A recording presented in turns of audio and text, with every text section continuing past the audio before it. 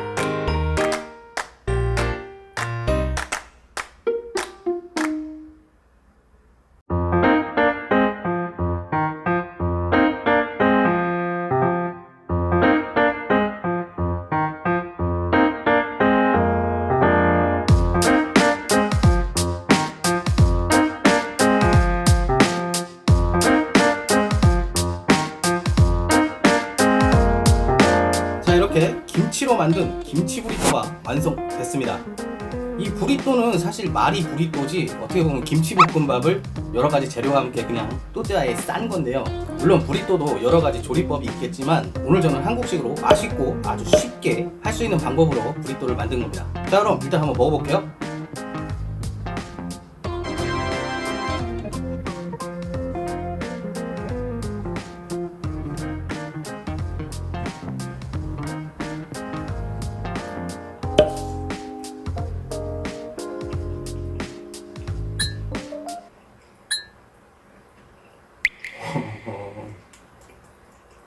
와.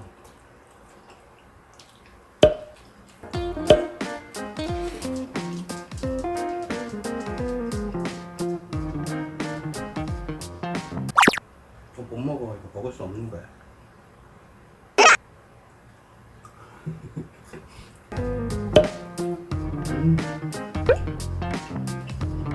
자, 이 브리또는 멕시코 음식인데요.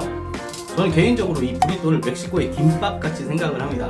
아주 간단한 재료로 김밥과 같이 또띠아에 말아서 먹기 때문인데요. 이 브리또의 장점은 여러분들이 원하시는 재료 어떤 것이든지 넣을 수 있다는 겁니다. 오늘 저는 햄을 넣었지만 햄 대신 베이컨을 넣으셔도 되고요. 김치 대신 피클을 넣어도 되겠죠. 그리고 굳이 김치가 아니더라도 불고기나 여러가지 재료를 이용해서 맛있게 한국과 멕시코의 퓨전 요리를 만들 수 있습니다. 이 브리또에서 중요한 점은 재료를 안에 넣고 또띠아로 잘 말아줘야 하는 건데요. 사실 이 부분도 욕심을 내서 안에 재료를 너무 많이 넣게 되면 아무래도 말기가 힘들어지겠죠. 그렇기 때문에 적당한 양을 넣어서 말아주시는 게 중요하고요. 혹시 재료를 많이 넣어서 잘 말아지지가 않는다 하실 때는 대충 동그랗게 마르신 후에 프라이팬에 이 또띠아를 구워주시면 프라이팬의 닿은 면적이 딱딱하게 변하면서 또띠아의 모양이 동그랗게 잘 잡히게 됩니다. 물론 또띠아를 구우셨을 때는 이 굽지 않은 또띠아와 식감과 맛이 조금 다르기 때문에 그 정도는 감안을 하셔야 돼요. 자, 이제 저는 이 스튜디오는 오늘로 마지막인데요. 덥고 습하고 주변에 너무 시끄러운 분들이 살고 계셔서 촬영하기가 굉장히 힘들었었는데요. 이사하는 곳은 지금보다 훨씬 조용한 곳이고 쿠킹 스튜디오로 사용할 수 있는 공간이 조금 협소하기 때문에 아마 지금이랑 촬영 구도가 많이 달라질 수도 있을 것 같아요. 물론 가봐야 알겠지만요.